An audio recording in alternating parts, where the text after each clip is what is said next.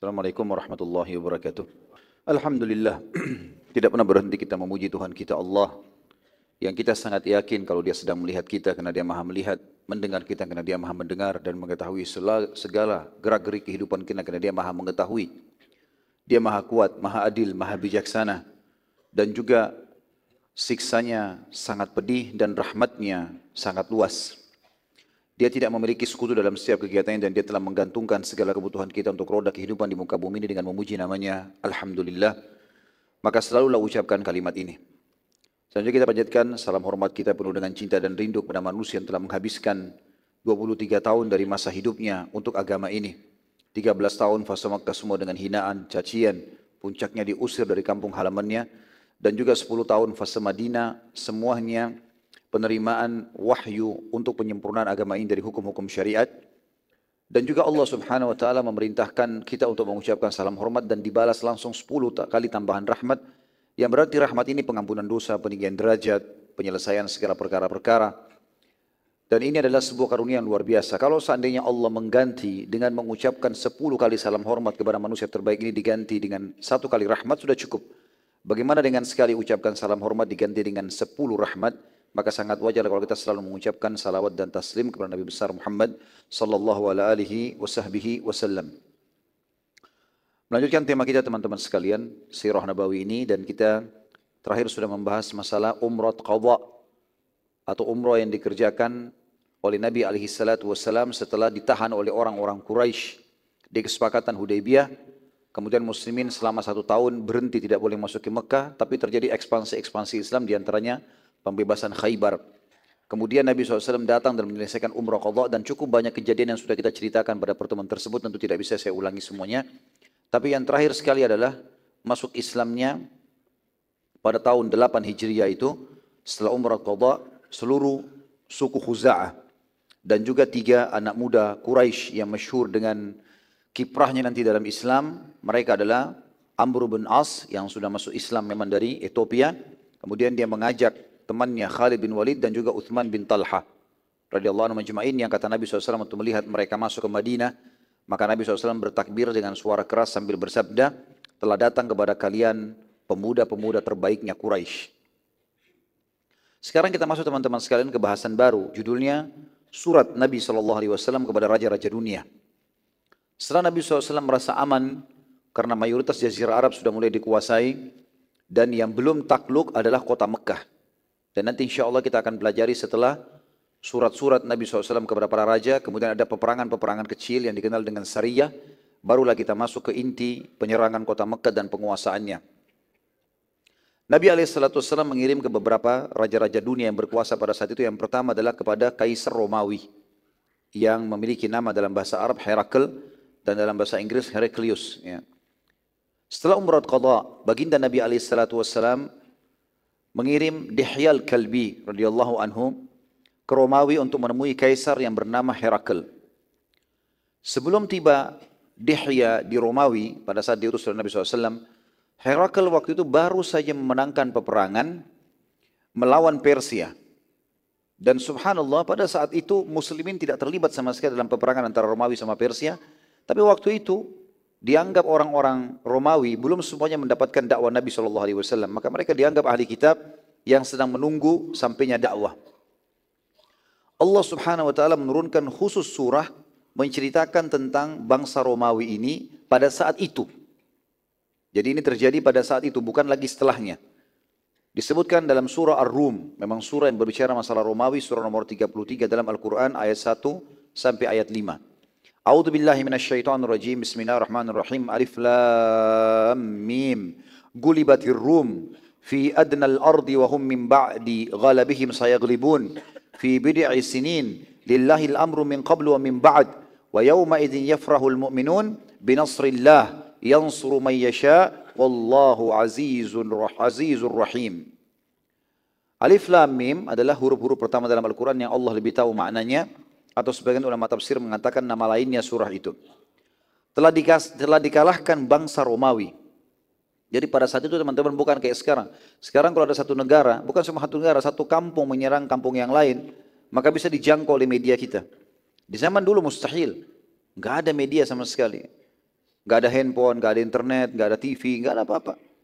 Jadi orang kalau mau tahu informasinya orang lain, dia harus betul-betul menunggu orang dari wilayah itu atau dia ke sana langsung. Nggak ada cara lain.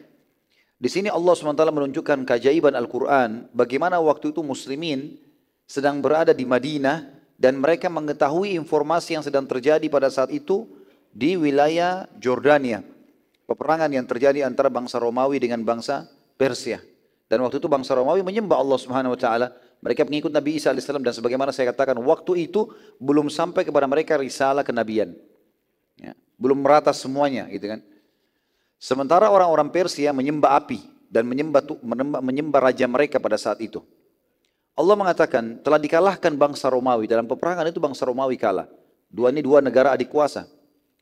Di negeri yang terdekat dan mereka dikalahkan. Setelah dikalahkan itu mereka akan menang. Yang dimaksud dengan negeri yang dekat adalah negeri Arab atau wilayah tepatnya Syria dan Palestina sewaktu menjadi jajahan kerajaan Romawi. Sebagian ahli sejarah mengatakan di Jordan. Intinya di negeri Syam terjadi peperangan tersebut. Kemudian dikatakan dan mereka kata Allah setelah telah dikalahkan bangsa Romawi di negeri yang terdekat, maksudnya dekat dengan Palestina, dan mereka sesudah dikalahkan itu pasti akan menang. Subhanallah bangsa Romawi itu mengeluarkan pasukan ratusan ribu orang.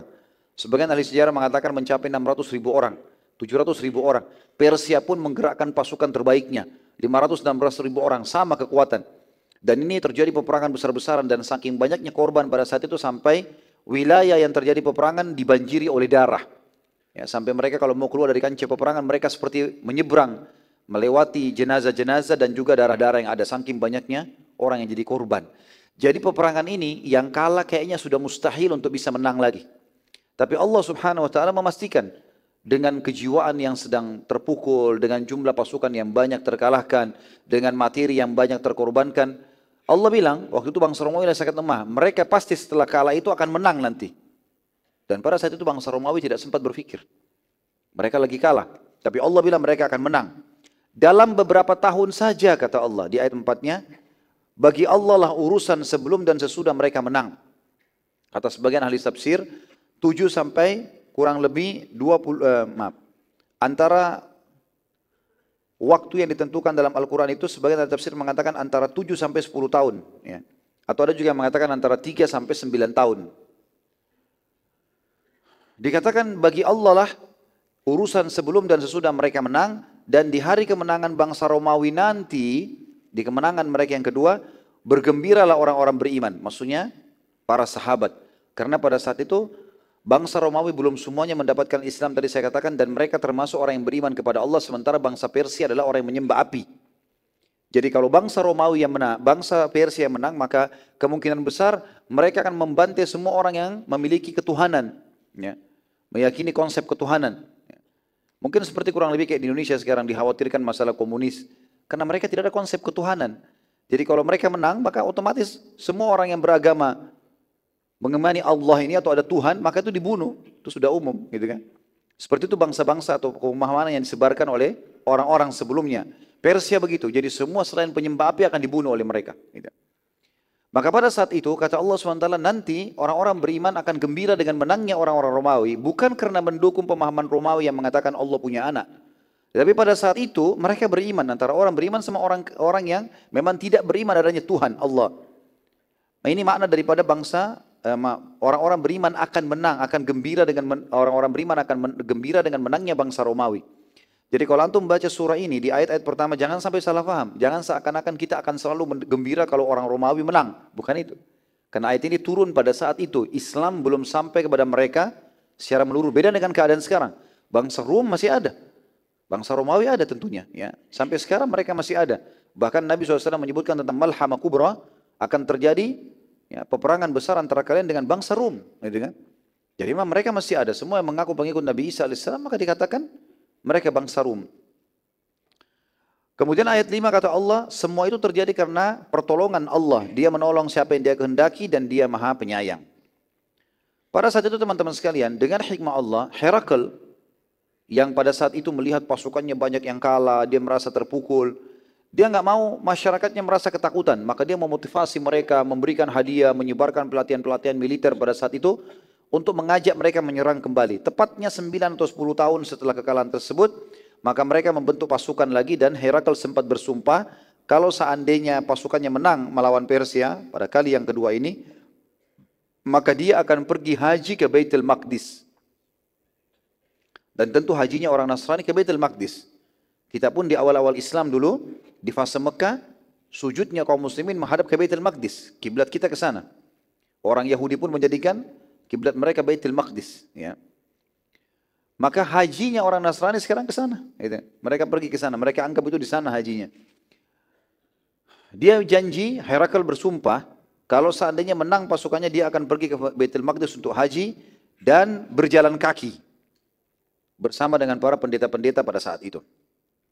Dan Herakl betul-betul melakukan itu pada saat dia menang. Ya. Jadi terjadi peperangan, akhirnya mereka menang. Dan saya tidak membahas tentang masalah peperangan Romawi lawan Persia. Intinya Al-Quran mengatakan mereka akan menang dan betul-betul terjadi apa yang Al-Quran sebutkan. Yang saya ingin titik-beratkan teman-teman sekalian, pada hari menangnya Herakl, terbantaikan sekian banyak pasukan Persia. Dan Persia waktu itu betul-betul terkalahkan luar biasa. Sampai mereka sudah seperti orang yang tidak akan pernah lagi berhadapan dengan Romawi karena terkalahkan. Herakl saking gembiranya, dia berpesta pada malam itu, ya.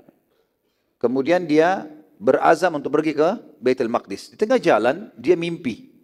Di malam hari di kemahnya dia mimpi. Dia mimpi kerajaannya hancur dikalahkan oleh orang-orang yang bersunat. Orang yang sunat, orang yang khitan. Begitu mimpi dia. Herakl pada saat itu terkaget bangun, kemudian dia memanggil para penasehatnya, lalu dia tanya masalah perihal mimpi tadi. Apa artinya ini? Kenapa saya mimpi kerajaanku semua hancur dan pasukan yang menyerangku itu tidak bersunat? Namun tidak seorang pun dari penasehat yang memberikan gambaran kecuali satu orang yang mengatakan kemungkinan besar kerajaan Anda akan dihancurkan dalam waktu yang tidak lama oleh orang-orang yang bersunat. Maka Herakl sempat bertanya, siapa orang yang bersunat menurut kalian di muka bumi ini?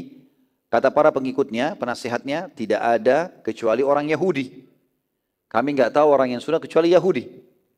Maka Herakl berazam pada saat itu akan membunuh semua Yahudi. Nggak boleh lagi ada Yahudi yang hidup. Subhanallah, pada saat dia lagi mempersiapkan pasukannya untuk menghancurkan Yahudi, dimanapun Yahudi ada dia mau serang. Harus dihabisin Yahudi ini. Karena dia takut kerajaannya hancur. Ternyata ada salah satu orang turunan Arab, kebetulan terjadi perselisihan. Waktu dia masuk ke wilayah Herakl di Romawi, dicurigai, dia ini Yahudi atau orang Arab. Dan dia dari kaum muslimin orang ini. Cuma dia tidak mau buat masalah. Karena dia curiga Yahudi, diinterogasi dia tidak mau, dia mengatakan bukan, saya bukan Yahudi, saya orang Arab, dia tidak dipercaya. Maka pada saat itu pun dia ditangkap, pada saat ditangkap diperiksa. Ternyata dia berkhitan. Orang ini berkhitan. Maka dibawa ke depannya Herakl. Wahai Herakl, kami menemukan ada orang lain selain Yahudi yang bersunat. Maka kata Herakl, dari mana kamu? Dia bilang, saya dari Arab. Lalu kemudian Herakl bertanya, pada saat itu kebetulan memang dia ini selain raja juga seorang pendeta. Ya. Maka dia berkata, apa ada sesuatu yang terjadi di negeri kalian? Ada berita besar enggak? Kata dia, iya ada. Telah keluar di antara kami seseorang yang mengaku nabi. Herakl lalu berkata kepada orang tersebut, coba ceritakan kepada saya ciri orang yang mengaku nabi itu. Lalu orang ini pun menceritakan panjang lebar apapun yang dia tahu tentang Nabi SAW dari sisi khalqiyahnya, ciptaan fisik Nabi SAW, dan juga khuluqiyah dan akhlak Nabi SAW. Serta syarat-syarat yang dibawa, karena dia seorang muslim, dia ceritakan itu. Herakl lalu berkata kepada orang yang ada di sekitarnya, datangkan kepadaku di negeri Syam ini, karena kebetulan dia sudah jalan, peperangan terjadi di tempat yang sama, di wilayah negeri Syam. Di sekitar Jordania, tempat dia dikalahkan oleh bangsa Persia 10 tahun yang lalu. Peperangan terjadi di tempat yang sama, dan menang. Dekat sekali untuk ke Palestina, dia niat jalan kaki menuju ke Palestina. Di tengah jalan, dia mimpi tadi, dia lihat ini kejadian, lalu dia mengatakan, coba datangkan kepada saya siapapun yang kalian bisa dapatkan dari kafilah orang-orang Arab. Setelah diteliti teman-teman sekalian, ternyata ditemukan memang ada kafilah-kafilah Quraisy yang kebetulan lagi ingin belanja ke negeri Syam. Sebagaimana Allah sebutkan dalam Al-Quran, hilatas syita'i was-saif. Perjalanan musim dingin dan musim panas. Ini salah satunya ke negeri Syam, salah satunya ke negeri Yaman.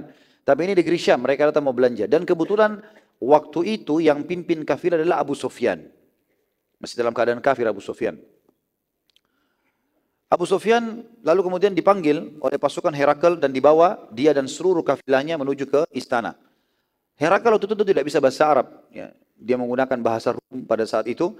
Herakl bertanya melalui penerjemah, siapa di antara kalian yang paling dekat jalur nasabnya dengan orang yang mengaku Nabi itu? Maka Abu Sufyan berkata, aku. Abu Sufyan ini termasuk kalau dilihat jalurnya sebenarnya masuk dalam sepupu Nabi SAW. Sepupu Nabi SAW. Dia sepupunya juga Uthman bin Affan. Mereka semua satu jalur ketemu di kakek-kakek sekian gitu. Kalau tidak salah waktu itu ya, sebagian sejarah mengatakan Abu Sufyan ketemu dengan Nabi SAW di kakek kelimahnya. Herakl lalu memerintahkan agar Quraisy semuanya duduk, orang kafilah semua duduk di bagian belakang dan Abu Sufyan di depan sendiri, tidak boleh ada yang di sebelahnya. Lalu Herakl berkata, aku akan bertanya kepadamu, ditunjuk Abu Sufyan. Lalu ia berkata kepada pengikut Abu Sufyan yang ada di belakang, bila orang ini berbohong ataupun salah dalam mengucapkan, maka kalian semua harus meluruskan. Kalau tidak, kalian semua akan saya bunuh. Herakl raja besar pada saat itu. Ya. Maka Abu Sufyan berkata pada saat itu, dan dia ceritakan setelah dia masuk Islam, dia sampaikan riwayat dan dinukil oleh para ahli sejarah kita, dia bilang, demi Allah, bila aku berbohong pun pada saat itu tidak akan pernah ada satupun dari pengikutku yang ada di belakangku yang berani meluruskan. Karena aku pemimpin mereka. Tapi aku tokoh Quraisy dan sangat memalukan bila aku bohong. Herakl lalu berkata kepada Abu Sufyan, bagaimana jalur nasabnya Nabi itu? Ayahnya, kakeknya, pokoknya jalur nasab ke atas. Abu Sufyan bilang, sungguh dia memiliki jalur nasab yang suci di antara kami. Terkenal semua dari ayahnya, kakeknya, terus sampai ke atas ini orang-orang yang baik. Nggak punya riwayat yang tidak baik gitu. Herakl bertanya lagi, apakah ada yang pernah mengaku Nabi sebelumnya di antara kalian? Di suku kalian ini, di suku Quraisy pernah nggak ada yang ngaku Nabi? Yang kalian ketahui, kata Abu Sufyan, tidak ada. Tentu saja kenapa dikatakan tidak ada, karena dibahas di sini dari suku Quraisynya. Quraisy nama seseorang bernama Fikhir.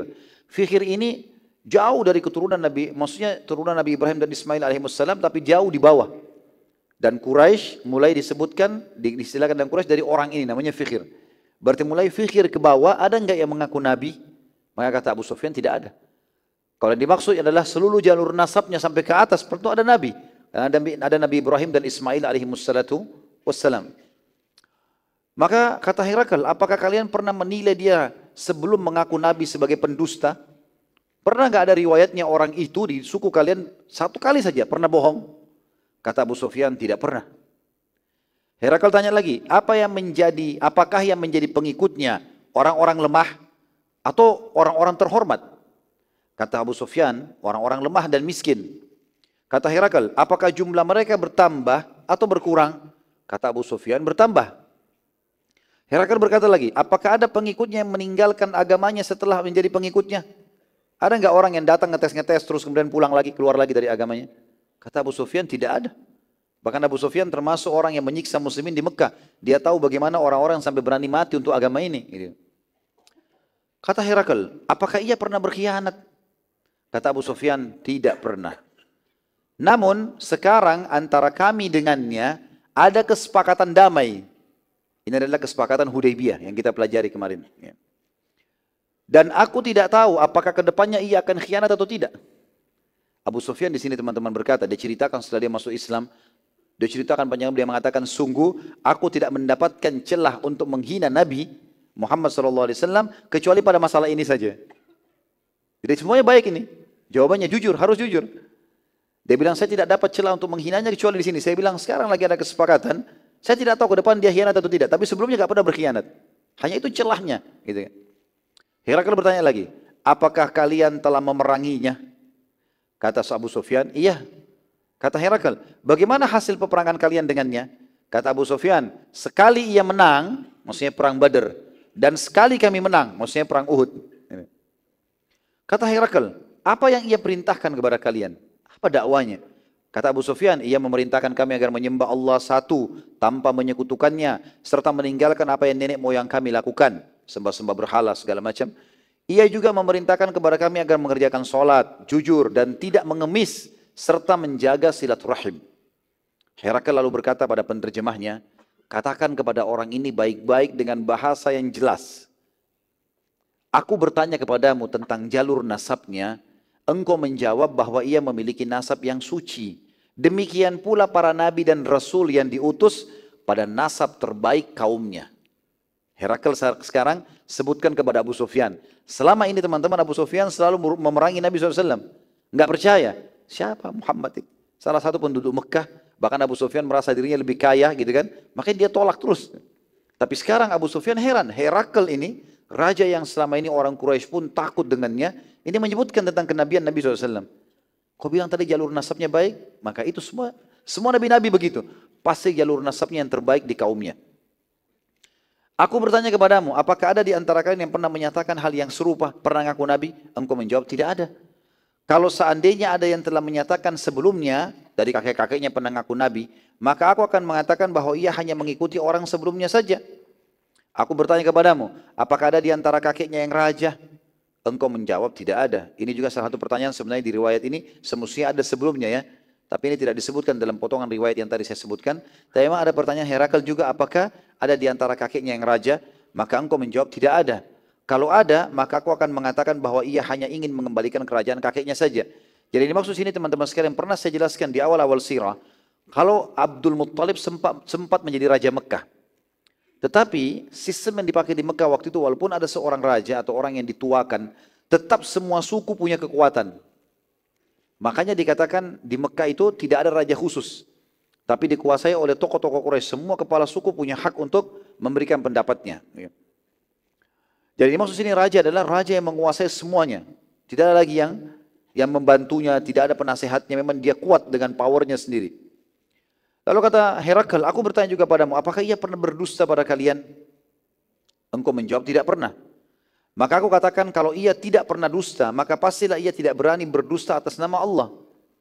Aku bertanya padamu, apakah ia menjadi pengikutnya orang-orang lemah atau tokoh-tokoh masyarakat? Engkau menjawab, orang-orang lemah. Ketahuilah, demikian pula pengikut para rasul. Awal pengikutnya orang-orang lemah, lalu disusul setelah itu dengan pemuka-pemuka kaum. Memang selalu orang miskin dan orang lemah dulu. Gitu kan? Dan ini umum subhanallah, dakwah-dakwah itu umumnya kenanya dulu ke masyarakat umum. Nanti sudah lama merata baru pindah ke tokoh-tokoh masyarakat. Aku bertanya kepadamu, apakah jumlah mereka bertambah atau berkurang? Maka engkau menjawab bertambah. Maka demikian pula keimanan akan terus bertambah sampai ia sempurna. Aku bertanya kepadamu, apakah ada pengikutnya yang meninggalkan keyakinannya? Engkau menjawab tidak ada. Maka demikian pula iman saat telah memenuhi hati seseorang tidak akan pernah keluar lagi selamanya. Aku bertanya padamu, apakah ia pernah berkhianat? Engkau menjawab tidak. Maka demikian pula para nabi dan rasul tidak akan pernah berkhianat. Aku bertanya padamu, apa yang ia perintahkan? Engkau menjawab, ia memerintahkan agar tidak menyekutukan Allah, salat, jujur dan silaturahim. Demikian pula perintah seluruh nabi dan rasul. Lalu Herakl mengucapkan kalimat, teman-teman, kalimat yang agung sebenarnya. Pada saat itu raja yang menguasai seluruh dunia. Karena Persia sudah kalah, gitu kan? Enggak ada lagi kekuatan waktu itu kecuali kekuatan Romawi. Maka dia berkata, bila semua yang engkau sampaikan ini benar, maka demi Allah, ia, orang itu, pasti akan menguasai apa yang berada di bawah kedua telapak kakiku ini. Maksudnya kekuasaanku ini juga akan takluk di tangan dia nantinya. Dan aku sangat tahu ini zaman keluarnya Nabi. Tetapi aku tidak menyangka kalau akan keluar dari kalangan kalian. Dan bila aku bisa menjangkaunya, aku bisa menemuinya, niscaya aku akan sangat gembira dan menghormatinya. Bila saja aku berada di sisinya, maka niscaya aku akan mencuci kedua telapak kakinya. Ini kata Herakl tentang Nabi SAW. Abu Sufyan, waktu sudah selesai itu disuruh keluar, dia keluar lalu dia berkata kepada teman-temannya, demi Allah, sungguh perkara Abu Qabs. Ini Abu Qabs teman-teman sekalian adalah istilah ejekan dari orang Quraisy untuk Nabi SAW. Mereka manggil Abu Qabs seperti seakan-akan orang yang tidak punya kedudukan, gitu kan. Sungguh demi Allah kedudukan Abu Qabs sudah luar biasa, gitu kan. Sampai-sampai Herakl pun raja terkuat dunia takut padanya. Kata Abu Sufyan, pada saat itu Islam sudah mulai masuk ke dalam hatiku. Tidak mungkin, ini aneh ini. Kalau sampai raja terkenal dunia dan baru menang peperangan, dia merasa sekarang tidak lagi musuhnya di dunia ini. Dia menguasai dunia. Dia mengatakan kalimat tersebut kalau bisa menjangkau Nabi SAW maka dia akan mencuci kakinya, telapak kakinya, mencucikan sebagai bentuk khidmah. Padahal dia raja, ini berarti sesuatu yang luar biasa. Sesaat baru saja Abu Sufyan keluar, berpapasan Abu Sufyan keluar dari situ, Dihya al-Kalbi sampai. Utusan Nabi SAW, bawa surat dari Madinah. Gitu kan. Maka Dihya al-Kalbi tiba kemudian menemui Herakl dan minta menyampaikan surat Nabi SAW. Bunyinya, dan surat ini teman-teman masih tersimpan sekarang, ada di pemerintah Inggris sekarang menyimpan ini ya, di museumnya di Inggris ada. Dan ini diakui oleh ahli sejarah Inggris dan Eropa, ini ditulis di abad ke-7 Masehi. Surat resmi datang kepada Herakl dari Nabi SAW. Bunyinya, Bismillahirrahmanirrahim. Dari Muhammad utusan Allah kepada Herakl Raja Agung Romawi. Selanjutnya, sungguh aku mengajak anda masuk Islam. Masuk Islamlah maka anda akan selamat dan Allah akan memberi anda pahala 2 kali lipat. Ya, karena orang ahli kitab kalau masuk Islam, double pahalanya. Mereka sudah beriman kepada Nabi Isa sebelumnya, mereka beriman kepada Nabi Muhammad SAW sekarang. Gitu. Bila anda menolak, maka anda akan memikul dosa seluruh petani. Waktu itu bangsa Romawi mayoritas pekerjanya petani. Maka bangsa Romawi dikenal bangsa petani. Gitu kan. Anda akan menanggung dosa semua petani, maksudnya masyarakat Romawi. Karena kalau raja beriman, mereka beriman. Kalau raja tidak beriman, maka mereka tidak beriman. Wahai ahli kitab, Nabi SAW bacakan ayat. Marilah kita satukan kalimat kita. Ya ahli kitab, ta'alu ila kalimatin sawa'im bainana wa bainakum. Ada ayat Al-Quran seperti itu. Wahai ahli kitab, marilah kita satukan perkataan kita sama-sama. Yaitu agar kita tidak menyembah selain Allah dan tidak menyekutukannya dengan sesuatu apapun. Dan janganlah seseorang di antara kita menjadikan yang lain sebagai sekutu bagi Allah. Dan apabila kalian berpaling, maka ucapkanlah kami telah Islam atau menyerahkan diri kepada Allah. Pada saat surat tersebut dibacakan teman-teman sekalian, Herakl gemetaran karena dia baru ketemu sama Abu Sufyan dan Dihya al-Kalbi tidak tahu tentang kisah ini. Berpapasan saja dengan Abu Sufyan gitu. Herakl gemetaran dan ia lalu segera mencoba memastikan semua sifat Nabi terakhir dan kepada Dihya al-Kalbi bagaimana cirinya, bagaimana kulitnya, bagaimana matanya, bagaimana alisnya, bagaimana jalur nasabnya. Apa yang ditanya kepada Abu Sufyan ditanya juga kepada Dihya al-Kalbi dan subhanallah jawabannya sama. Tinggal masalah kesepakatan Hudaybiyah saja. Ya, pada saat ditanya tadi Abu Sufyan bilang, tidak pernah khianat, tapi saya tidak tahu ke depannya. Kalau Dihya al-Kalbi menjawab berbeda. Nabi kami tidak akan pernah berkhianat selamanya. Maka pada saat itu teman-teman sekalian, Herakl pun berkata pada Dihya, bawa surat ini kepada Safatir. Safatir ini teman-teman istilah yang digunakan untuk pemimpin tertingginya gereja pada saat itu.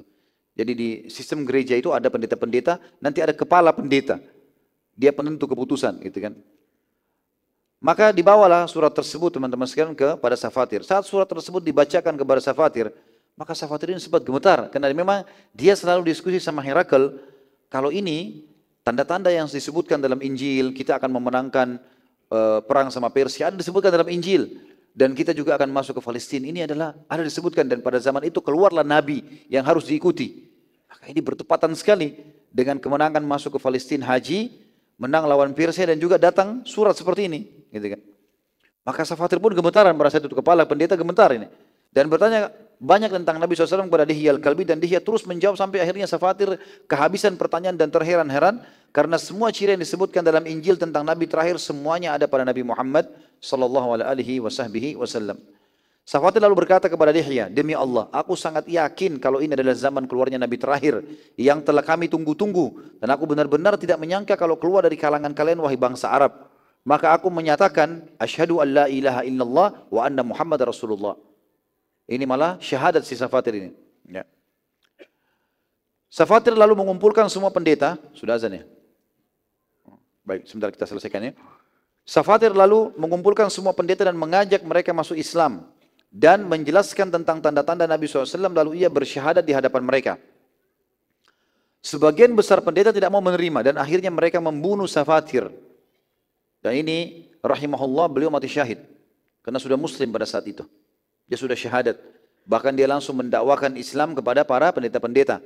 Tapi mereka membunuhnya khawatir nanti jangan semua Nasrani mengubah agamanya.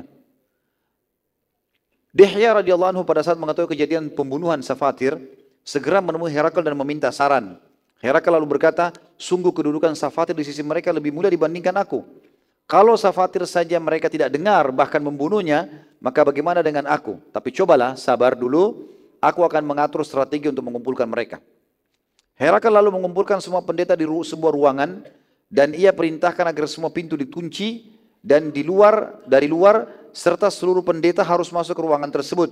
Dan disiapkanlah prajurit-prajurit yang memegang pedang yang berada di setiap belakang pendeta. Jadi ada puluhan pendeta yang datang dimasukkan dalam satu ruangan. Di setiap belakang pendeta itu ada satu prajurit yang pegang pedang, tapi tidak memperlihatkan kalau dia siap untuk membunuh para pendeta-pendeta ini kalau menolak gitu. Semua pendeta berkumpul pada saat itu, maka Herakl keluar menemui mereka dan membacakan surat Nabi SAW serta membaca ayat-ayat Injil yang membuktikan tentang kebenaran risalah Nabi Muhammad SAW. Lalu Herakl bersyahadat di depan mereka. Jadi Raja Agungnya Romawi masuk Islam di depan mereka semua. Maka seluruh pendeta kaget karena sekarang raja mereka pun mengikrarkan syahadat.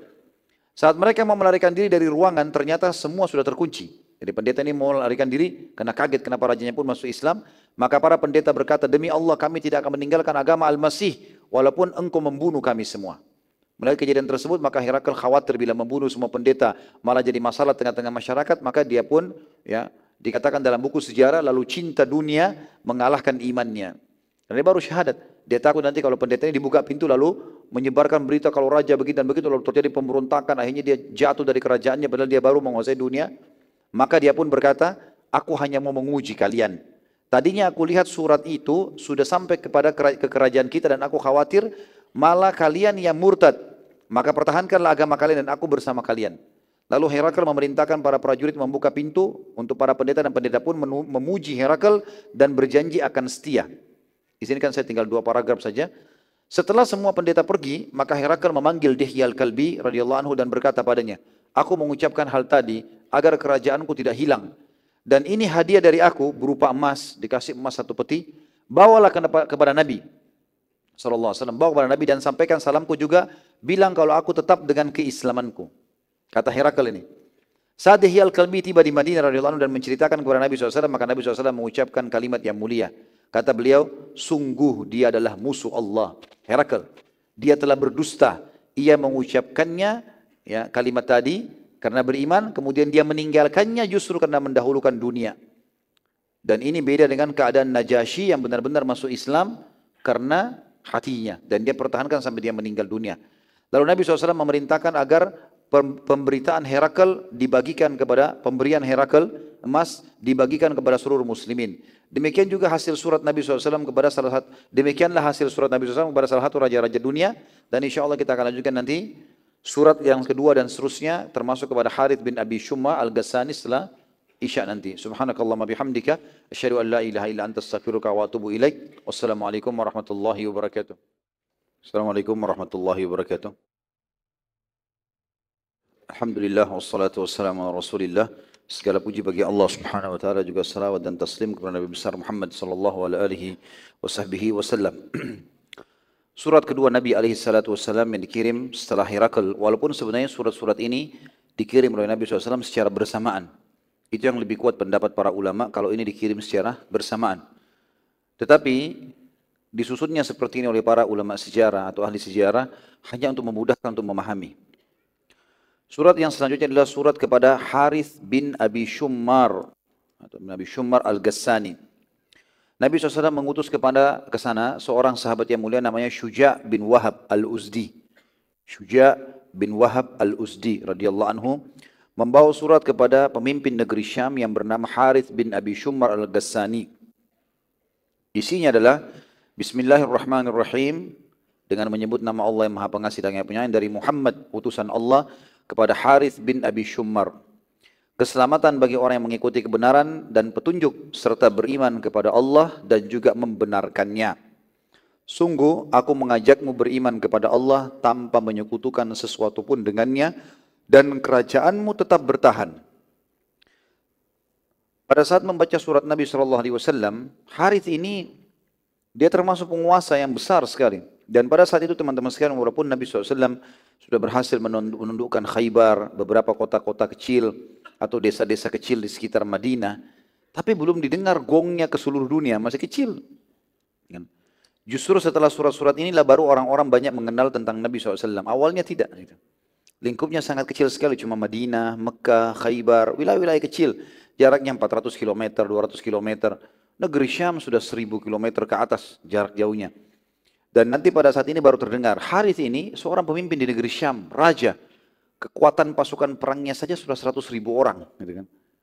Dia kurang lebih dia menguasai wilayah Jordania dan sebagian wilayah Palestina. Ya, sebagian lagi dikuasai oleh Romawi. Dan dia termasuk sekutunya orang-orang Romawi. Sekutu orang Romawi. Cuma dari turunan Arab. Dia marah waktu membaca surat Nabi SAW dan dia berkata, siapa orang ini? Berani benar ia mengancam kerajaanku sementara aku memiliki pasukan sebanyak 100.000 prajurit. Maka gara-gara itu teman-teman sekalian, Harith pun mencari tahu tentang siapa Nabi SAW, tinggal di wilayah mana, berapa besar kekuatan pasukannya, lalu dia mempersiapkan semua kekuatannya 100.000 orang untuk menyerang Madinah. Dan nanti ini akan menjadi penyebab terjadinya perang Mu'tah. Dan insya Allah nanti kita akan jelaskan besok pagi peperangan itu ya. Peperangan yang sangat mulia yang terjadi antara muslimin dengan bangsa Romawi dengan suku Ghassan yang bersekutu sama bangsa Romawi. Dan nanti di situ juga kita akan lihat bagaimana pengkhianatan Herakl yang bohong, yang berkata kepada Nabi SAW, berkata kepada Dihya, sampaikan kepada Nabi kalau saya tetap dalam keadaan Islam. Kata Nabi SAW, dia bohong. Dia takut kehilangan kerajaannya. Jadi itu terbukti nanti di perang Mu'tah, karena pada saat Harith ini minta tolong kepada dia, Herakl mengirim 100.000 juga pasukan Romawi, jadi jumlah mereka 200.000 yang akan melawan pasukan muslimin yang hanya 3.000 orang saja. Ya, tapi nanti muslimin akan memenangkan peperangan itu. Tentu nanti kita jelaskan itu. Yang jelas ini surat yang kedua kepada Harith Al-Ghassani bin Abi Shumrah Al-Ghassani yang menolak surat Nabi SAW. Yang ketiga surat Nabi SAW ke Busra. Wilayah Busra, penguasa Busra. Busra ini sebenarnya kalau sekarang masuk ujung Jazirah Arab, lebih dekat kepada Irak. Di situ juga dulu ada kerajaan dipimpin oleh Al-Harith juga, namanya Harith tapi Harith yang berbeda dengan tadi, bin Umair Al-Uzdi. Maaf, ini dipimpin oleh Shurahbil bin Amr Al-Ghassani. Nabi SAW mengutus ke sini, ke Busra, seseorang yang bernama Al-Harith bin Umair.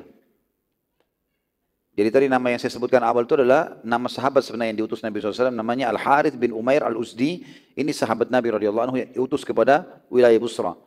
Namun di tengah jalan, Al-Harith ini bertemu dengan Shurahbil bin Amr Al-Ghassani, yang dasarnya memang dari berkuasa di wilayah itu, dan memang dia mendukung kakaknya dia yang Harith tadi, yang dari kepala suku Ghassan.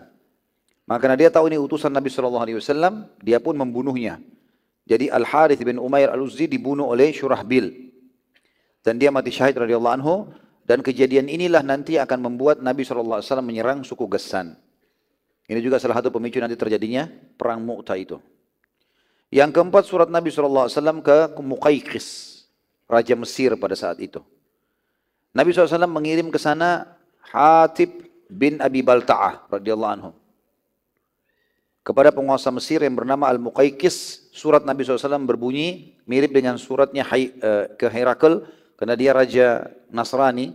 Bismillahirrahmanirrahim, dari Muhammad utusan Allah kepada Muqayqis, Raja Agungnya Mesir. Selanjutnya atau amma ba'd, sungguh aku mengajak anda masuk Islamlah maka anda akan selamat dan Allah akan memberi anda pahala 2 kali lipat. Bila anda menolak maka anda akan memikul dosa seluruh petani masyarakat Mesir, karena mayoritasnya memang bekerja jadi petani pada saat itu. Wahai ahli kitab, marilah kita satukan kalimat kita agar tidak menyembah selain Allah dan tidak menyekutukannya dengan sesuatu apapun, dan janganlah seseorang di antara kita menjadikan yang lain sebagai sekutu bagi Allah.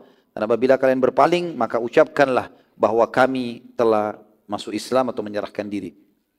Muqayqis pada saat membaca surat Nabi SAW, ini mirip dengan responnya Herakl. Dia seorang pendeta, dia juga raja, dia tahu ini. Maka dia gembira membaca surat Nabi SAW. Kemudian dia bertanya banyak tentang Nabi SAW kepada Hatib bin Abi Balta'ah radhiyallahu anhu. Dan Hatib menjawab semua pertanyaan sampai akhirnya kata Muqayqis, apakah kaumnya sudah memeranginya? Dalam Injil disebutkan itu. Agama yang dibawa Nabi terakhir tidak akan tersebar sampai kaumnya memerangi Nabi tersebut. Dan akhirnya dia memenangkan peperangan. Maka kata Khatib, iya, memang kaumnya sudah memeranginya, bahkan mengusirnya dari kotanya, maksudnya dari Mekah. Maka Muqayqis berkata, mengapa dia tidak mendoakan kaumnya agar Allah binasakan saja? Bukankah ia seorang Nabi dan doanya diijabah? Ini pertanyaan sebenarnya memancing ya. Secara akal mungkin orang berpikir, iya ya, mestinya Nabi berdoa saja agar Quraisy Allah binasakan. Tapi perhatikan Hatib bin Abi Balta'ah radhiyallahu anhu dengan keimanan dan ilmunya, dia menjawab dengan cerdas. Dia mengatakan, Mengapa Isa tidak mendoakan kehancuran kaumnya saat ada di antara mereka yang tidak mengikutinya? Sama jawabannya. Maka Muqaykis paham pada saat itu dan dia tahu kalau Nabi Isa tidak mendoakan agar Bani Israel dihancurkan karena Nabi Isa ingin hidayah dan petunjuk untuk mereka, bukan kebinasaan. Dia diutus untuk membawa rahmat, ya, kasih sayang. Maka Muqaykis pun membalas surat Nabi SAW dan ini satu-satunya raja yang Nabi SAW kirimkan surat dan dia balas dengan santun dan baik. Dia mengatakan, keselamatan semoga selalu bersama dengan anda. Maaf, isinya begini, dari Muqaykis penguasa Kipti atau Mesir kepada Muhammad utusan Allah. Dia akui itu. Dan sampai hari ini tentu surat-surat ini masih ada teman-teman sekalian dalam naskah-naskah aslinya ya, ditulis di atas kulit-kulit hewan. Keselamatan semoga selalu bersama anda. Telah tiba kepadaku surat anda dan aku telah membaca juga memahaminya. Aku mengutus seorang wanita terbaik Kipti dari Mesir yang memiliki kedudukan yang tinggi di kaumnya sebagai hadiah, juga seekor kuda pilihan agar anda menungganginya. Nabi SAW lalu menerima hadiahnya dan menikahi Maria Kiptia yang dikirim oleh Muqaykis dan dikarunia seorang anak yang bernama Ibrahim. Tentu Ibrahim meninggal masih kecil, belum 3 tahun sudah meninggal. Nabi SAW lalu menceritakan tentang Al-Muqaykis kepada para sahabat. Kalau bukan karena Muqaykis khawatir kerajaannya akan diserang dan diambil alih oleh bangsa Romawi, maka pastilah ia akan masuk Islam. Di sini pelajaran penting teman-teman sekalian. Sekali lagi subhanallah, urusan dunia telah mengalahkan akhirat orang-orang ini. Hanya kena menunggu, mencari jabatannya, hanya kena takut meninggalkan pekerjaannya, hanya kena takut tidak menikah sama si fulana, maka akhirnya dia menjual imannya. Padahal semuanya itu akan datang kalau dia beriman kepada Allah SWT. Kerajaan akan diberikan, kekayaan akan diberikan, pasangan akan diberikan. Dan memang justru yang kualitasnya sekualitas orang-orang yang mendasarnya sudah beriman. Artinya orang yang menjaga diri. Ya. Saya kadang-kadang kalau menasihatin ikhwah-ikhwah yang memang masih belum menikah, saya mengatakan jaga istiqamah di jalan Allah SWT, jaga hubungan yang baik. Tentu ini bukan cuma ikhwah, akhwatnya juga kalau yang mendengarkan perlu mengetahui masalah itu. Kita kalau menjaga hubungan kita kepada Allah Azza wa Jalla, ya, baik ibadahnya, istiqamah saja dalam kebaikan-kebaikan tersebut, maka Allah akan utus nanti pasangan yang seperti itu, seperti kita. Tidak usah khawatir, insya Allah Allah akan utus. Tapi kalau kita justru berbeda, bukan di jalan itu, maka Allah akan datangkan juga orang-orang yang sejalan dengan kita.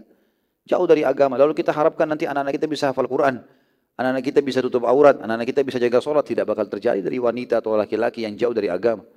Allah SWT akan datangkan, yang penting istiqamah saja. Karena manusia keadaannya cuma 4. Dia dalam keadaan benar, tinggal istiqamah saja. Kalau antum sekarang sudah merasa, sudah tutup aurat, sudah cari pendapatan halal, berusaha istiqamah dalam ibadah-ibadah, Allah perintahkan meninggalkan yang dilarang, maka tinggal istiqamah saja. Tinggal istimrar dalam bahasa Arab. Udah lanjutin aja sampai mati. Wa'bud rabbaka hatta ya'tiyakal yakin dalam ayat. Sembahlah Tuhanmu sampai keyakinan atau sampai kematian datang padamu. Yang kedua, orang yang sedang bermaksiat. Kalau antum sedang dalam posisi ini, segera bertaubat. Yang ketiga, orang yang sedang melimpah nikmat, maka tugasnya bersyukur. Yang keempat, terakhir, orang yang sedang diuji oleh Allah, maka sifatnya atau harusnya bersabar. Ini keadaan saja. Tapi yang saya ingin tidak berikan teman-teman, poin pertama, perlunya istiqamah. Jangan pernah lihat kebenaran dari siapa datangnya. Ya. Tapi sudah sampaikah kepada kita atau belum? Sudah sampai untuk kebenaran teman-teman, tidak usah lihat siapa yang ngomong. Mau anak kecil, mau orang dikenal atau tidak dikenal, mau orang tua, pokoknya intinya kebenaran. Dan benar hanya qala Allah, qala Rasul. Allah dan Rasulnya sudah menyampaikan masalah itu. Karena tidak ada yang lagi ya, mengalahkan kedudukan Allah dan juga utusannya. Yang selanjutnya teman-teman sekalian, surat Nabi SAW diutus kepada Najasyi. Tapi ini bukan Najasyi ya, Ashhama radhiyallahu anhu yang sudah meninggal rahimahullah. Karena waktu itu dia sudah meninggal, Ashhama ini yang beriman di tangannya Ja'far bin Abi Thalib radhiyallahu anhu. Setelah dia meninggal digantikan oleh seorang raja juga dapat julukan Najasyi. Karena zaman dulu julukan-julukan ini julukan induk. Seperti misalnya Raja Persia diberikan istilah dengan Kisra. Nanti Kisra itu punya nama-nama lagi di bawahnya. Seperti Kisra yang ditaklukkan di zaman Umar bin Khattab namanya Anusinwan. Terkenal dengan kerajaan besarnya. Tapi dia induknya namanya Kisra. Romawi seperti Herakl tadi, istilah induknya adalah Kaisar. Kemudian Raja Yaman Tubba. Raja Afrika, waktu itu pusatnya di Ethiopia, adalah Najasyi. Raja Mesir Fir'aun. Gitu kan? Maka ini semua istilah-istilah yang digunakan untuk wilayah-wilayah tersebut. Tentu istilah Fir'aun sudah hilang setelah meninggalnya Ramses kesekian ya. Saya tidak hafal Ramses keberapa yang memang tenggelam di zaman Nabi SAW. Tapi induknya namanya Fir'aun. Semenjak itu istilah Fir'aun terhapus dari raja-raja Mesir karena dianggap sudah binasa dengan meninggalnya orang itu. Tapi pada saat itu Najasyi yang ini tidak beriman kepada Nabi SAW karena dia bukan seorang pendeta. Tapi dia juga tidak menolak. Surat setelahnya, dan ini surat yang masyhur sekali sangat besar, adalah surat kepada Raja Kisra. Ya. Kisra Persia, dan rajanya itu bernama Barwiz. Nabi SAW mengutus ke sana Abdullah bin Hudzafah radhiyallahu anhu kepada Barwiz, dan isi suratnya adalah Bismillahirrahmanirrahim dari Muhammad utusan Allah kepada Kisra Agung, Raja Agungnya, Kisra Agung Barwiz. Jadi sebenarnya suratnya ini ada, tapi ulama-ulama sejarah tidak menukil semuanya karena yang masyhur adalah baru dibaca sampai situ, tiba-tiba si Barwiz ini suruh berhenti. Ya, suruh berhenti, nggak boleh, jangan dilanjutin. Siapa orang ini berani-berani menulis di surat namanya dulu belum namaku? Jadi orang yang sombong sekali. Maka ada dua riwayat. Riwayat yang pertama yang masyhur adalah dia pun merobek surat Nabi SAW yang kata Nabi SAW, mazzaka risalati mazzakallahu mulkah. Dia telah merobek suratku maka Allah pun akan merobek kerajaannya. Ada riwayat yang lain juga menjelaskan dia membunuh utusan Nabi SAW. Dia membunuh utusan Nabi SAW. Yang jelas Barwiz ini teman-teman sekalian, dia merasa dirinya raja yang sangat kuat, gitu kan. Maka dia lihat Madinah, dia tanya-tanya dari mana tuh yang mengaku Nabi, dari kota Madinah. Madinah itu di mana? Dia nggak tahu Madinah itu kampung kecil, gitu kan. Maka seperti mungkin Amerika sekarang disurati oleh salah satu kampung kita di Indonesia, gitu kan. Suruh tunduk. Ya.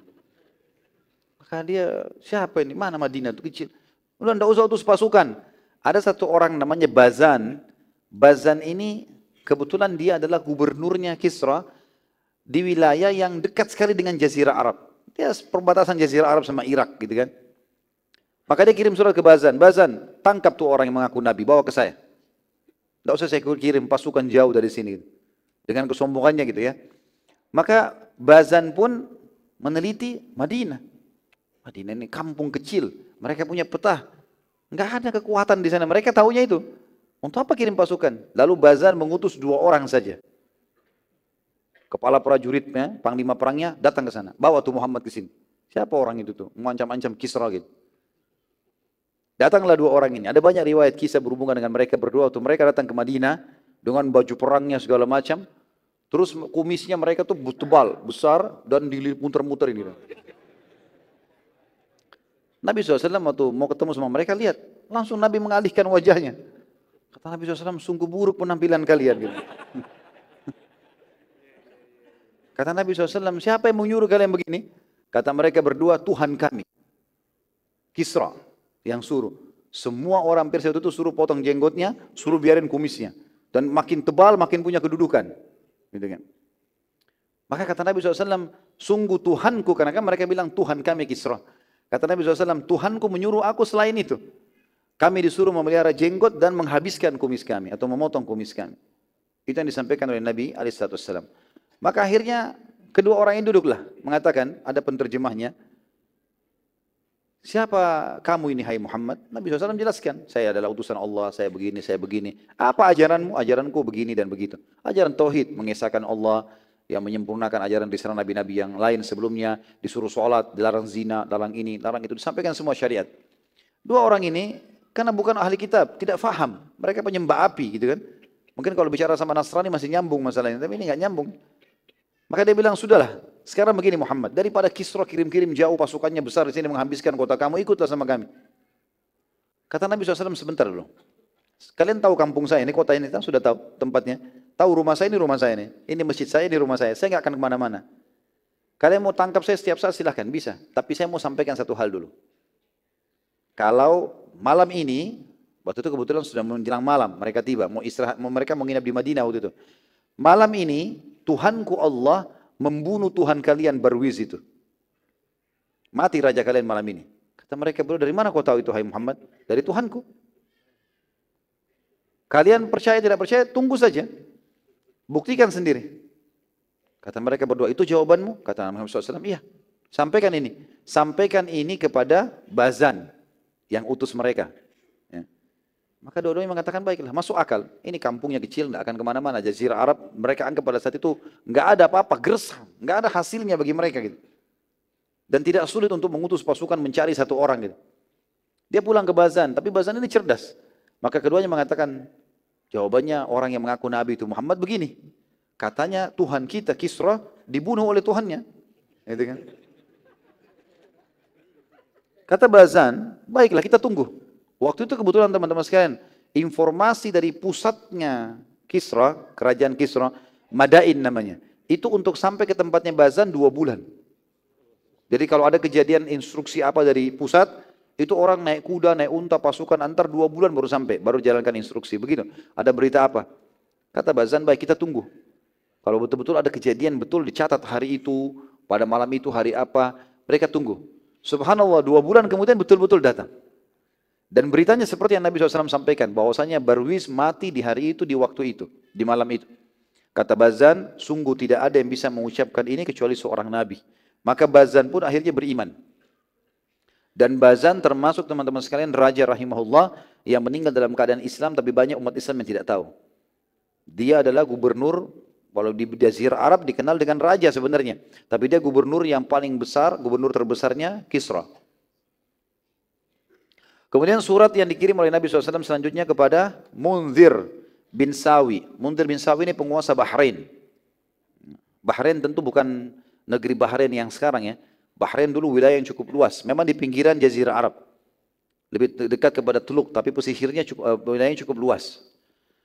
Munzir bin Sawi ini diutus kepadanya oleh Nabi SAW Al-Ala Al-Hadrami. Al-Ala bin Hadrami radhiyallahu anhu. Isi surat Nabi SAW serupa dengan isi surat yang ke Kisra. Munzir cerdas pada saat itu dan dia tidak spontan menolak, tapi ia banyak bertanya kepada Ala radhiyallahu anhu untuk yang menjawab semua pertanyaannya. Ala juga memberitakan bahwasanya Najasyi maksudnya adalah Ashham yang sudah masuk Islam, yang sudah meninggal. Najasyi masuk Islam, ceritanya begini. Diutus kepada sana oleh Nabi SAW seseorang sahabatnya bernama Ja'far bin Abi Thalib dan masuk Islam dan dia meninggal dalam keadaan Islam. Nabi SAW sempat sholat di jenazahnya. Bazan ini terkenal. Bazan walaupun dia gubernur Kisra, tapi wilayahnya lebih luas daripada wilayahnya ya Munzir. Jadi Munzir bilang, Najasyi sudah masuk Islam, Bazan sudah masuk Islam. Bahkan disebutkan oleh Al-Hadrami dan suku fulan. Di Jazirah Arab yang diketahui oleh Munzir ini, dia tahu suku-suku itu. Termasuk kaum Yahudi yang ada di Khaybar sudah dikalahkan semuanya. Tinggal yang belum ditaklukkan hanya Mekah saja. Maka setelah memastikan semua itu, Munzir pun akhirnya masuk Islam. Munzir pun bin Sawi masuk Islam dan mengajak seluruh warganya masuk Islam. Dan bagi yang tidak mau masuk Islam, maka dipungut darinya jizyah. Munzir yang ambil jizyah dikirim kepada Nabi alaihi salatu wassalam. Berarti sudah ada 2 nama yang memimpin pada saat itu masuk Islam. Bazan dan Munzir bin Sawi rahimahumullah. Kita tentu tidak, sebenarnya lebih tepat kita bilang rahimahullah karena tidak sempat bertemu dengan Nabi alaihi salatu wassalam. Karena definisi sahabat yang biasa kita doakan radhiyallahu anhu, walaupun ini doa bisa kita ucapkan pada siapapun ya, tapi termasuk mendudukan posisi para sahabat pada tempat yang lebih mulia daripada orang lain adalah kita mengatakan radhiyallahu anhum. Karena mereka tidak pernah melihat Nabi SAW, sementara definisi sahabat adalah harus melihat Nabi.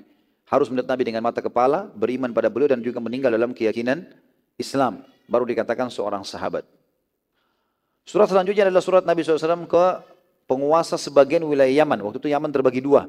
Sebagiannya dikuasai oleh Al-Harith Al-Humairi. Ya. Nabi SAW mengutus ke sana Muhajir bin Umayyah Al-Makhzumi. Muhajir bin Umayyah Al-Makhzumi. Muhajir bin Umayyah Al-Makhzumi radhiyallahu anhu ini diutus kepada Al-Harith Al-Humairi. Jadi Al-Humairi ini nisbat kepada sukunya namanya Himyar, ya, suku Himyar. Pada saat mendengar surat Nabi SAW tiba kepadanya, belum sempat dibaca, dia tolak. Langsung dia tolak, karena dia tahu Madinah bagi dia juga kecil. Udahlah, tidak usah beriman. Selesai, disuruh pulang saja utusan Nabi SAW. Belum baca suratnya, sudah ditolak. Tentu waktu itu Yaman teman-teman sekalian dibagi 2 ya, setengahnya dikuasai oleh Persia, setengah dikuasai oleh orang ini. Surah selanjutnya datang kepada Hawdah bin Ali Al-Hanafi. Hawdah bin Ali Al-Hanafi, ini penguasa wilayah Yamamah. Nabi SAW mengutus ke Hawdah bin Ali Al-Hanafi ini, seorang sahabat mulia namanya Sulaik bin Amr. Sulaik bin Amr radhiyallahu anhu. Dan Haudah ini juga termasuk suku Arab yang memiliki kurang lebih 100.000 personil perang. Jadi itu memang militernya sejumlah itu. Saat surat Nabi SAW dibaca di hadapannya, maka Haudah tertarik dan ia sudah mendengar juga mengumpulkan informasi perkembangan Islam. Maka ia berkata kepada Sulaik, sebagai respon dari surat Nabi SAW, sampaikan kepada Muhammad, kalau aku akan beriman pada risalahnya, demikian pula seluruh kaumku. Tapi ada syaratnya. Syaratnya adalah kalau Muhammad wafat, aku jadi penggantinya. Pada saat surat atau balasan tadi, berita tersebut tiba di Nabi SAW di Madinah, maka kata Nabi SAW, semoga Allah melaknatnya. Dia hanya mau beriman karena kekuasaan saja. Nabi SAW lalu berdoa, ya Allah cukupkanlah aku dari keburukan orang ini atau Haudah. Maka Haudah pun meninggal 3 hari setelah doa Nabi SAW. Dan ini tentu teman-teman sekalian ada satu sebab ya, bukan begitu saja ya. Haudah tadinya memang diberitakan kepada Nabi SAW melalui wahyu. Kalau orang ini sebenarnya hanya ingin menunggangi ketenaran Islam. Kan dia sudah dengar. Surat-surat Nabi SAW ini semua tiba ke Herakl, tiba ke sana, dia dengar rupanya. Maka dia mau tunggangi ketenaran itu. Gitu kan. Maka dia mau tertulis dari Nabi SAW, kalau saya akan beriman dengan kaum saya, tapi berikan kepada saya kedudukan. Setelah kau meninggal, hai Muhammad, saya jadi pemimpin. Maksudnya dobatkan juga saya jadi nabi, jadi raja, terserah. Gitu. Maka Nabi SAW pun akhirnya mendoakan dia keburukan, karena dia sudah niat juga pada saat itu, kalau Nabi SAW tidak terima permintaannya, utusan Nabi SAW pulang dalam beberapa hari, 3 atau 4 hari, dia akan menyerang Madinah. Maka Nabi SAW mendoakan supaya Allah mengambil alih Haudah. Maka betul-betul 3 hari kemudian dia meninggal dunia. Kemudian selanjutnya surat Nabi SAW kepada penguasa Oman, wilayah Oman, yang bernama Jaifar bin Abdu. Jaifar bin Abdu. Ya. Jaifar bin Abdu ini diutus kepadanya oleh Nabi SAW Amr bin As radhiyallahu anhu. Maaf, bukan Jaifar bin Abdu ya, Jaifar dan Abdu. Adik kakak ini. Jaifar dan Abdu. Ya.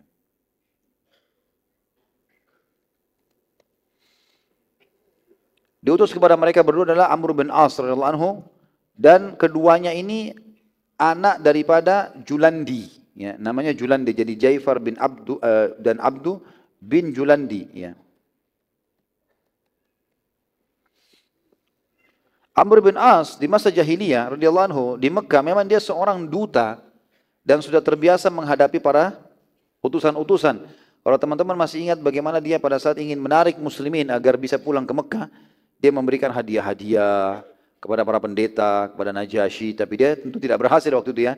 Maka dia tahu strategi bagaimana menghadapi para pemimpin. Amr tidak langsung menyampaikan surat Nabi SAW kepada Jaifar dan Abdu, tapi ia tinggal beberapa hari dan berbaur dengan masyarakat Oman sambil mengumpulkan informasi detail tentang kedua raja Oman tersebut dan sifat-sifat keduanya, kesukaan keduanya, hal-hal yang dibenci dan yang lainnya. Setelah memastikan semua informasi sudah lengkap, maka Amr bertanya kepada masyarakat Oman, siapa di antara kedua raja ini yang paling baik, artinya yang mungkin mudah untuk bisa diberikan masukan. Maka mereka menjawab Abdu.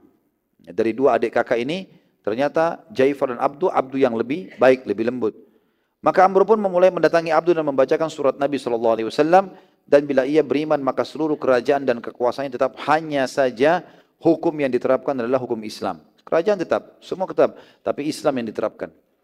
Abdu waktu itu sempat sangat marah dengan surat Nabi SAW dan berkata, berani benar dia mengancam kerajaanku. Apa yang bisa ia lakukan untuk mengalahkan kekuasaanku? Maka raja, dia merasa kenapa harus tunduk dengan seseorang yang tidak dikenal. Amr bin As waktu itu sangat cerdas, dia mengatakan, ia tahu bahwasanya menghadapi orang seperti Abdu, emosional, punya kerajaan, butuh kecerdasan. Maka Amr berkata, bila surat ini tidak bermanfaat bagimu, maka kami tidak perlu, ya, karena telah masuk di bawah hukum Nabi kami banyak raja-raja, di antaranya Najasyi. Jadi ternyata Oman ini sering kali interaksi masalah bisnis, masalah peradaban, masalah apalah ya, politik, itu selalu patokannya Najasyi. Ya, ada beberapa wilayah ikuti Persia, ada beberapa wilayah ikutin Romawi, tapi ini enggak, ini ikutin Najasyi. Maka kata Amr bin As, kalau anda tidak bermanfaat surat ini, tidak ada masalah. Tapi perlu anda tahu, kalau yang sudah ikut pada Nabi kami ini adalah Najasyi. Disebutkan raja yang dia kagum gitu. Abdu kaget, Najasyi masuk Islam? Kata Amr, iya. Abdu bertanya lagi kepada Amr, engkau berdusta. Kata Amr, saat Najasyi masuk Islam, aku lagi ada di sisinya. Dan aku sendiri dulunya adalah orang kafir kepada Muhammad. Tapi aku masuk Islam justru karena melihat Najasyi masuk Islam. Amr lalu berkata setelah itu, bukan hanya Najasyi, tapi Bazan pun sudah masuk Islam. Bazan juga termasuk orang yang disegani, Jazirah Arab. Abdul lebih kaget lagi lalu berkata, Bazan masuk Islam, bukankah Bazan penyembah api? Kata Amr, iya. Abdul bertanya lagi, lalu Kisra buat apa? Bukankah Bazan di bawah hukumnya? Kata Amr, Kisra tidak berbuat apa-apa, bahkan tidak bisa berbuat apa karena dia sudah mati. Gitu. Ya. Abdul bertanya lagi, bagaimana dengan Kaisar Romawi, Herakl? Amr menjawab, ia tidak beriman dan juga tidak menolak. Ya. Abdul tahu masalah Herakl seperti apa yang disampaikan oleh Amr tadi. Maksudnya Abdul sudah tahu kalau Herakl pernah beriman, tolak. Ini tidak beriman, tidak juga ini. Ya. Abdul lalu berkata, beri aku waktu untuk berpikir berapa hari. Dalam beberapa hari tersebut, Abdul berusaha menjelaskan kepada saudaranya Jaifar. Ia berkata, lebih baik kita masuk Islam dan kerajaan kita tetap jaya daripada kita dikalahkan dan hilanglah semuanya. Siapa yang bisa melawan raja-raja besar yang telah menganut Islam, apalagi kerajaan dan kekuasaan mereka tetap di tangan, apalagi kerajaan dan kekuasaan tetap di tangan kita. Kita cuma mengucapkan syahadat, terapkan hukumnya Muhammad, kerajaan tetap seperti ini, tidak ada yang berubah. Abdul terus meyakinkan saudaranya sampai akhirnya Jaifar menerima Islam dan akhirnya keduanya masuk Islam dan mengiklankan keislaman mereka. Demikian pula seluruh masyarakat Oman waktu itu masuk Islam. Setelah Allah SWT yang maha mulia, Amr bin As adalah penyebab masuk Islamnya kedua raja tersebut, serta juga seluruh wilayah Oman. Dan ini juga keutamaan bagi da'i-da'i yang bersabar dan dalam menyampaikan dakwah butuh strategi. Tidak boleh orang asal begitu saja. Dia harus punya strategi dalam menyampaikan dakwah, dia susun materinya, dia menggunakan retorikanya, dia memilih waktu dan tempat yang tepat, gitu kan. Maka itu semua teman-teman sekalian sangat membantu untuk dakwah. Ada orang bisa dihadapi dengan hanya satu hadis, ada orang dihadapi dengan 10 hadis, ada orang dihadapi mungkin dengan 100 hadis. Allahu a'lam. Ada orang juga memang membangkang dasarnya tidak mau. Dan Nabi SAW sudah mengajarkan bagaimana menghadapi orang-orang ini, terutama kita ambil pelajaran dari para sahabat beliau ridwanullahi alaihim. Dan bagaimana kejelian dan kecerdasan Amr di sini berhasil mengatur strategi jitu untuk menyampaikan dakwah. Keduanya tetap jadi raja sampai meninggal dunia, barulah Nabi SAW menentukan gubernur di Oman. Setelah keduanya meninggal, barulah Nabi SAW tunjuk penggantinya. Subhanallah, ini semua efek daripada kesepakatan Hudaybiyah. Kalau kita review kembali teman-teman sekalian, waktu sampai kesepakatan Hudaybiyah, jumlah umat Islam waktu itu masih sangat sedikit sekali, sekitar 1.400 orang yang ikut bersama Nabi SAW waktu itu kesepakatan Hudaybiyah ya. Waktu itu terjadi 1 tahun tidak ada ribut sama Quraisy. Penyebab utama dakwah terhalangnya sudah ditutup. Kesepakatan 1 tahun. 1 tahun itu Nabi SAW gerilya. Ya, di antaranya mengalahkan Yahudi Khaybar, di antaranya mengirim surat-surat ini sehingga tersebar sana sini. Dan spontanitas waktu itu sudah ada raja-raja besar yang masuk Islam sebagaimana sudah kita sebutkan tadi. Dan mereka punya kepasukan. Kalau Nabi SAW, mereka sudah masuk Islam, Nabi ajak mereka kan ikut berperang. Itu kan, otomatis itu. Ini semua kesepakatan Hudaybiyah yang tadinya banyak sahabat-sahabat yang menganggap kesepakatan Hudaybiyah adalah penghinaan untuk umat Islam, termasuk Umar radhiyallahu anhu. Nah, itu pernah kita ceritakan, masih ingat enggak? Allahu a'lam. Ingat atau enggak? Baiklah. Waktu itu Umar sempat mengatakannya Rasulullah, bukankah Quraisy salah? Benar. Bukankah kita benar? Ya benar. Kenapa kita enggak perang ya Rasulullah? Kenapa kita hinakan diri kita? Kenapa harus ada akad-akad seperti ini? Kan akadnya itu menyakitkan sekali. Siapapun orang Mekah yang pergi ke Madinah harus dipulangkan. Dan siapapun orang Madinah yang pergi ke Mekah enggak boleh dipulangkan. Itu kan menyakitkan sekali. Dan sudah kita ceritakan panjang lebar bagaimana cerita kesepakatan Hudaybiyah. Tapi ini subhanallah luar biasa. Ya. Pada saat dakwah itu tidak diganggu, maka akan tersebar luar biasa. Gitu. Pengganggu-pengganggu ini banyak memang. Sering melakukan hal-hal yang buruk. Ya. Perdamaian dengan Quraisy yang merupakan musuh utama Islam membuka semua pintu dakwah. Hampir seluruh wilayah dunia menerima Islam bahkan tanpa peperangan dengan surat saja. Tadi bayangkan wilayah Oman masuk Islam semuanya. Wilayahnya Bazan masuk Islam semuanya. Gitu kan. Mereka banyak, walaupun ada yang tolak, sudah umum itu. Kita kalau berdakwah teman-teman ada yang terima, ada yang tolak, itu sudah umum. Rasulullah SAW aja gitu, apalagi kita gitu. Walaupun antum hafal 30 juz Al-Quran, antum punya retorika yang sangat luar biasa, tetap ada yang nolak. Sudah umum itu. Tapi kalau antum dalam keadaan benar, berarti yang nolak itu salah. Gitu kan.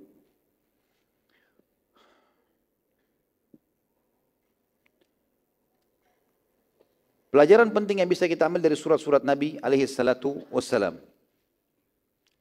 Yang pertama teman-teman sekalian, agama Islam pasti menang. Walau tidak ada yang meyakininya. Karena agama ini dari Sang Pencipta. Bila Anda tidak beriman dan mengamalkannya, maka Sang Pencipta akan mendatangkan dan menciptakan makhluknya yang akan beriman dan mengamalkan syariatnya. Itu pasti. Jadi sebenarnya dengan berimannya kita teman-teman sekalian, yang beruntung kitanya. Banyak orang teman-teman tidak khusyuk dalam sholat, tidak mau bersedekah kecuali nanti kalau memang ada dorongan besar dalam jiwanya. Tidak mau berdoa kecuali kalau musibah sudah datang. Ini semua kenapa terjadi? Karena dia belum yakin dengan agama ini. Kalau yakin sama agama ini teman-teman, ada orang, gak ada orang, tetap dia sholat, tetap dia sedekah, tetap dia baca Quran, dia tahu kebutuhannya. Banyak orang juga fikir Allah Sang Pencipta butuh dengan ibadah kita. Allah nggak butuh. Allah nggak butuh dengan sholat antum, nggak butuh dengan sedekah antum, nggak butuh dengan sembelihan antum. Allah SWT mengatakan misalnya dalam masalah sembelihan ya, dalam ayat Al-Quran, A'udzubillahi minasyaitonirrajim, la yanalullahu ruhumuha wala dima'uhu walakin yanalu taqwa minkum. Allah enggak pernah butuh dagingnya dan darahnya sembelihan kalian, tapi Allah mau lihat ketakwaan kalian. Allah enggak butuh. Kenapa orang kalau masuk masjid ada orang tidak khusyuk dalam sholat? Karena dia pikir Allah butuh, cuma kayak store kewajiban, selesai. Enggak, Allah enggak butuh.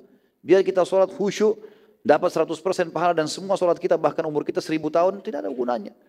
Ya, kecuali untuk dia sendiri. Dalam hadis qudsi riwayat Bukhari kata Nabi SAW, Allah berfirman, wahai anak Adam, semua amal-amal yang saya perintahkan kepadamu sebenarnya adalah hal yang saya akan kembalikan kepadamu juga.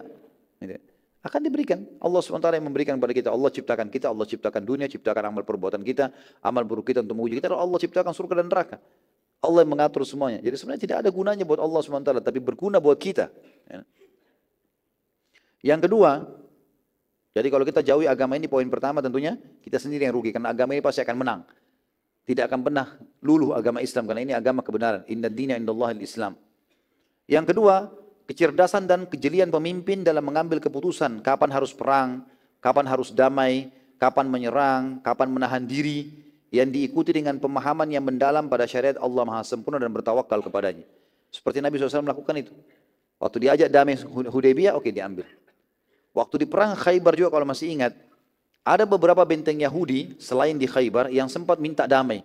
Nabi SAW tidak perangi mereka, bukan berarti karena sudah kuat pasukan lalu diperangi semua, enggak. Oke, mau damai-damai, gitu kan? Tapi dipantau oleh Nabi SAW. Dipantau, walaupun nanti di zaman Umar bin Khattab karena ada yang berkhianat maka diusir oleh Umar bin Khattab dari Jazirah Arab. Gitu.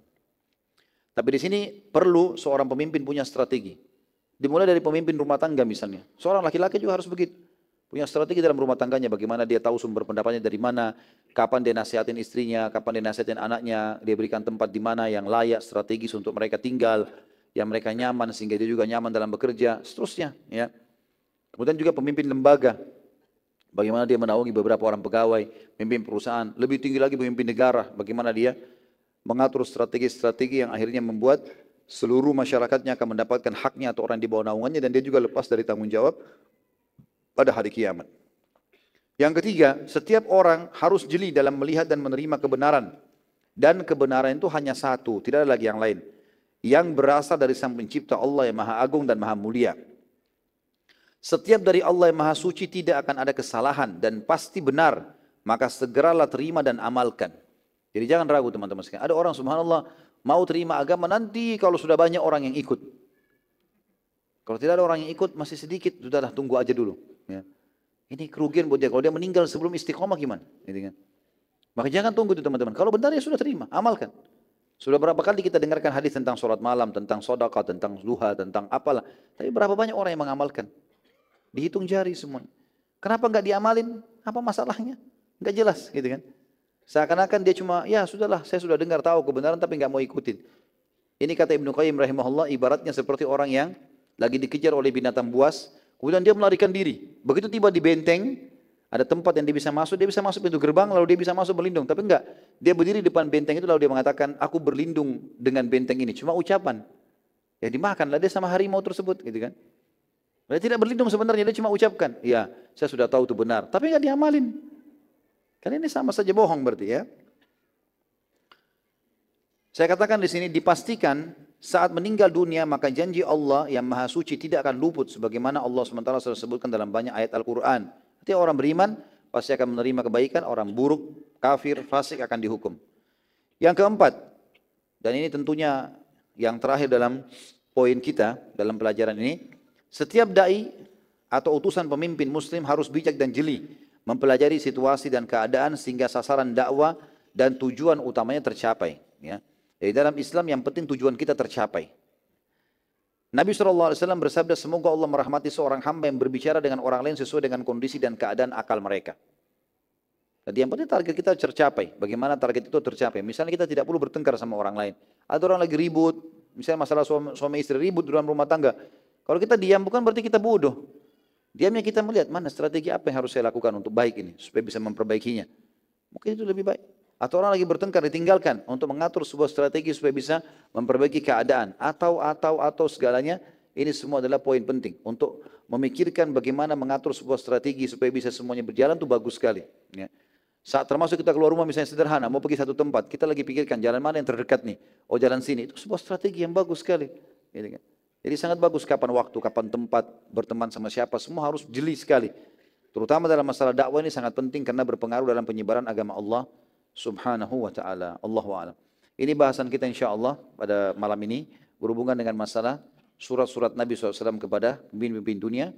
Dan insyaAllah kalau saya kasih waktu, kalau memang ada yang mau bertanya sekitar 10-15 menit sesuai dengan tema. Kalau tidak ada, maka insyaAllah kita akan lanjutkan setelah materi besok kita akan buka pertanyaan. Besok insyaAllah kita akan mulai agak pagi. Jam berapa? Jam 9 ya? InsyaAllah kita akan mulai dan kita akan selesai nanti sampai duhur insyaAllah. Biidnillah. Begitu saja insyaAllah kita akan bertemu lagi pada pertemuan kita besok. Mungkin begitu saja insyaAllah kita berdoa kepada Allah SWT. Semoga majelis kita diberkahi olehnya dan dijadikan sebagai tambahan amal kita pada hari kiamat. Dan semoga seluruh amal yang pernah kita kerjakan dan akan kita kerjakan sampai menjelang ajal nanti diterima dengan kemahamurahan Allah. Dengan pahala yang sempurna. Dan semoga semua dosa yang pernah kita kerjakan sekecil sampai sebesar apapun juga diganti dengan kemahamurahan Allah menjadi pahala. Dan semoga Indonesia menjadi negara yang aman, tentram, damai. Seluruh umat Islam secara khusus di bawah naungan ukhuwah Islamiyah. Dan juga seluruh ibadah mereka kembali pada wahyu Al-Quran dan Sunnah. Serta seluruh pemimpin negara ini diberikan hidayah oleh Allah agar menerapkan seluruh tanggung jawab dan menjalankan tanggung jawab mereka sesuai dengan yang diperintahkan oleh Allah dan Rasulnya sehingga mereka lepas dari tanggung jawab pada hari kiamat dan seluruh penduduk Indonesia secara khusus kaum muslimin akan menerima hak-hak mereka dan semoga Indonesia menjadi contoh bagi negara-negara yang lain dan siapapun yang menginginkan keburukan bagi umat Islam dan kaum muslimin serta negara Indonesia semoga Allah SWT kembalikan tipu daya mereka kepada mereka sendiri dan juga semoga negara ini akan selalu aman, tentram, damai dan juga seluruh orang-orang muslim diberikan hidayah kepada Islam. Dan kita tidak pernah lupa doakan saudara kita di Palestina, di Syria, di Yaman, di Irak, di Myanmar, di Aqsa, di mana mereka sedang tertindas. Semoga Allah ikhlaskan niat mereka, terima para syuhada mereka, mudahkan Islam di tangan mereka dan tangan kita semua. Dan semoga Allah partisipasikan kita bersama mereka di pahala, baik dengan doa, dengan harta, juga dengan jiwa kita. Dan semoga Allah dengan kemahamurahannya menyatukan kita semua di surga firdausnya tanpa hisab. Sebagaimana di majlis ilmu yang mulia ini. Kalau benar dari Allah, kalau salah pasti dari saya mohon dimaafkan. Subhanakallahumma bihamdika, asyhadu an la ilaha illa anta astaghfiruka wa atubu ilaik. Wassalamualaikum warahmatullahi wabarakatuh.